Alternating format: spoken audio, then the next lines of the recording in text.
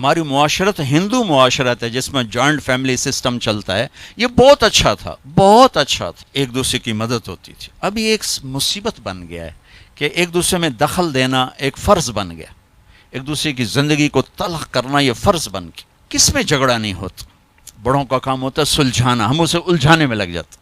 میرے نبی اپنی بیٹی کے فاطمہ وہ آگے پریشان بیٹھیں، آپ نے کہا کیا ہوا؟ کہا میرا اور علی کا جھگڑا ہو گیا۔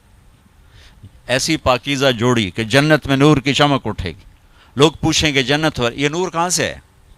تو فرشتے کہیں گے اوپر کی جنت میں علی و فاطمہ مسکرائے ہیں، ان کے دانتوں کے نور سے نکلے نور نے جنت کو روشن کر دیا ہے۔ یہ اتنا بڑا جوڑا ہے، لیکن دنیا ہے۔ آپ نے کہا علی کدھر کا؟ یہ باہر نکل گئے۔ آپ ان کے پیچھے گئے، دیکھا تو مسجد میں سوئے تھے، ان کو کہا ابو تراب اٹھو، یہ ٹائٹل یہاں دیا، ابو تراب اٹھو۔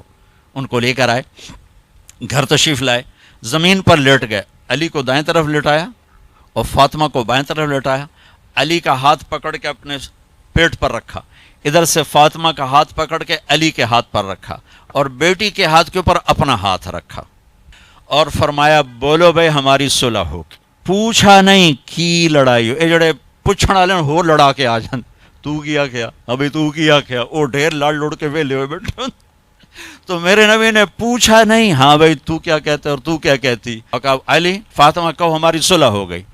دونوں نے کہا جی ہماری صلح ہوگی، ٹھیک ہے۔ پھر آپ نکلے خوش خوش، چہرہ نورانی۔ صحابہ نے عرض کیا رسول اللہ آج آپ بڑے خوش نظر آ رہے، کہ میں علی و فاطمہ کی صلح کرا کے آ رہا ہوں۔